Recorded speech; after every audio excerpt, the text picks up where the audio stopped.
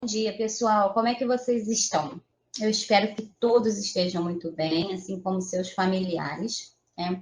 Aqui em casa está tudo bem, graças a Deus. Bom, infelizmente a gente não vai poder continuar nossos estudos presencialmente por enquanto, mas vamos dar continuidade virtualmente. Eu sei que todos estão morrendo de saudade da minha pessoa, mas essa saudade pode esperar, a gente bate ela depois, né? Presencialmente. Ou se vocês quiserem, me chamem no privado. Bom, na última aula nós falamos sobre tabela periódica.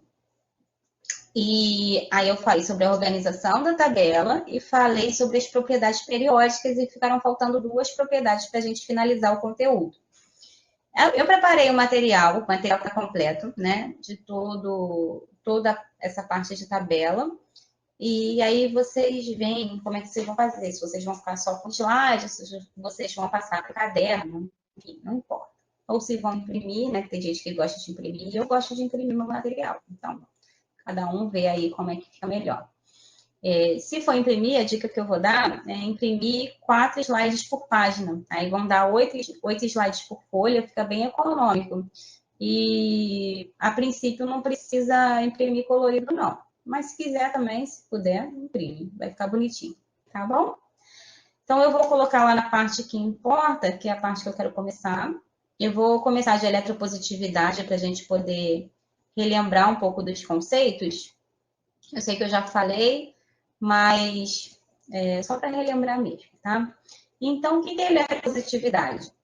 É a capacidade que um átomo tem de perder elétrons da camada de valência em uma ligação química. Vamos pensar o seguinte: por que o átomo ele perde elétrons da camada de valência dele, né? Porque esses elétrons da camada de valência dele, eles estão mais disponíveis, são facilmente retirados da camada de valência. E o que faz com que esses elétrons da camada de valência sejam facilmente retirados? Tá? Eles serem pouco atraídos pelo núcleo. Beleza? Bom, em relação à atração do núcleo para com os meus elétrons da camada de valência, temos duas possibilidades.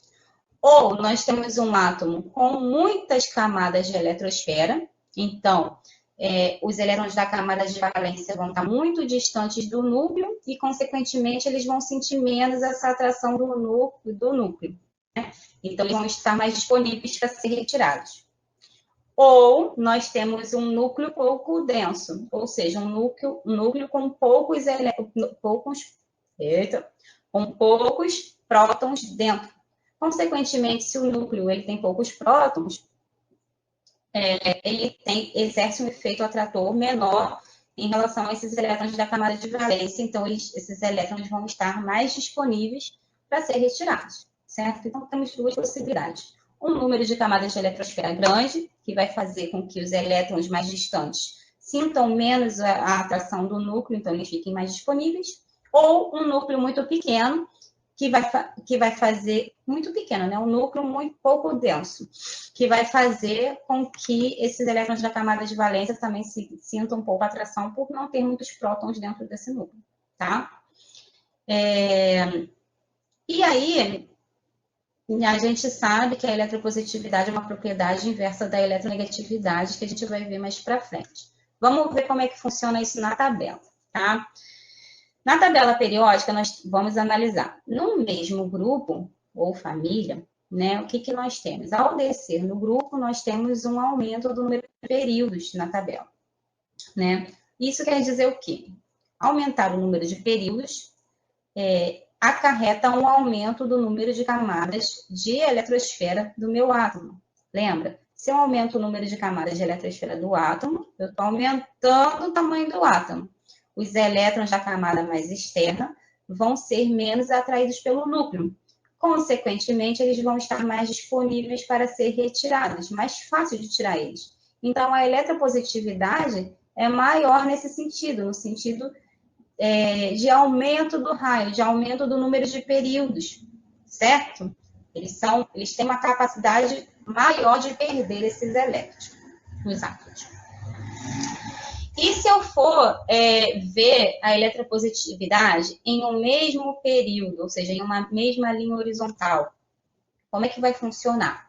Bom, a eletropositividade ela aumenta da direita para a esquerda. Por quê?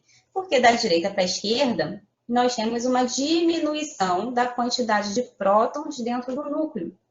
E aí, uma quantidade de. O número de camadas de eletrosfera não muda, né? Então, mas o número de prótons ele diminui. Ou seja, eu tenho um núcleo menos atrator. Consequentemente, eu tenho os meus elétrons da camada de valência menos atraídos pelo núcleo. E isso vai fazer com que eles fiquem mais disponíveis para serem retirados. Tudo bem? Basicamente é isso em relação à eletropositividade. E aí, outra coisa que a gente tem que analisar é que a eletropositividade ela tem uma relação com o caráter metálico. Ou seja, todos os metais são eletropositivos. Todos os metais têm a capacidade de perder elétrons. Bom, energia de ionização. Energia mínima necessária para arrancar um elétron de um átomo que se encontra no estado fundamental gasoso isolado, tá? Ou seja, o que vocês precisam entender é energia de ionização é a energia mínima necessária para se retirar esse elétron da camada de valência, né, do átomo.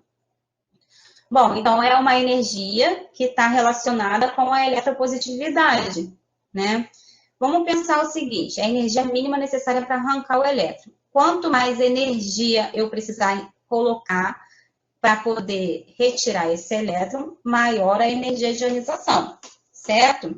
Ou seja, se a gente for parar para pensar, a energia que eu preciso fazer para retirar o elétron, quanto mais eletropositivo for o meu átomo, maior a capacidade de perder elétron. Consequentemente, eu preciso empregar uma quantidade de energia para arrancar esse elétron da camada de valência menor, né? Ou seja, quanto mais elétron positivo, menos energia eu preciso fazer para retirar esse elétron. Mais fácil vai ser de retirar esse elétron, né? Então, a energia de ionização, que é a energia necessária para arrancar o elétron, vai crescer no sentido contrário da eletropositividade na tabela periódica.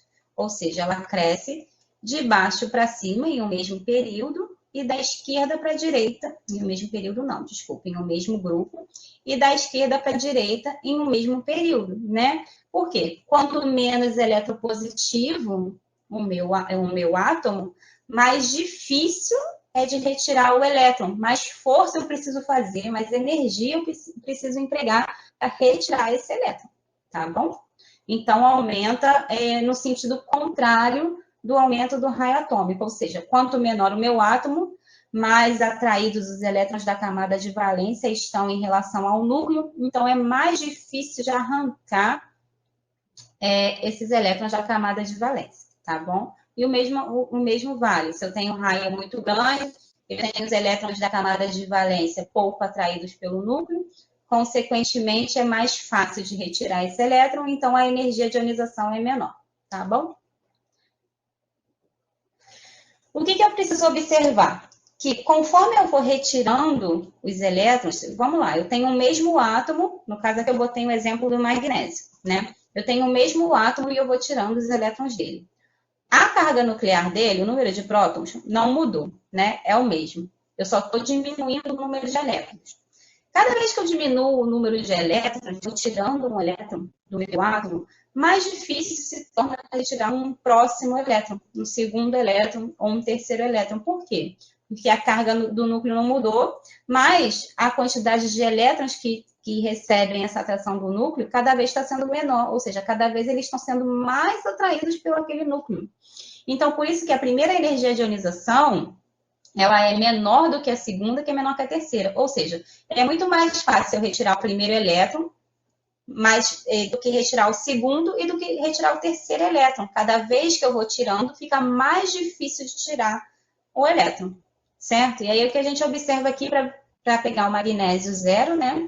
E transformar ele em magnésio mais 2. A energia de ionização dele, a primeira energia de ionização é 738 kJ, a segunda é 1451. é mais difícil. Não quer dizer que não aconteça, só quer dizer que é mais difícil, tá bom? Tanto que a gente sabe que o normal do íon do magnésio é magnésio mais 2, né? E a eletronegatividade? Bom, a eletronegatividade é o inverso da eletropositividade. É a capacidade que um átomo tem de atrair para si os elétrons em uma ligação química. Então, pensem na eletropositividade, tudo ao contrário, né? Se eu tenho um átomo, em relação ao tamanho, né, ao raio do átomo, se eu tenho um átomo com poucas camadas de eletrosfera, logo, esse átomo ele vai ter uma capacidade de puxar os elétrons da ligação química para ele com maior facilidade. Por quê? Porque o núcleo dele ele vai conseguir exercer um efeito atrator maior, tá?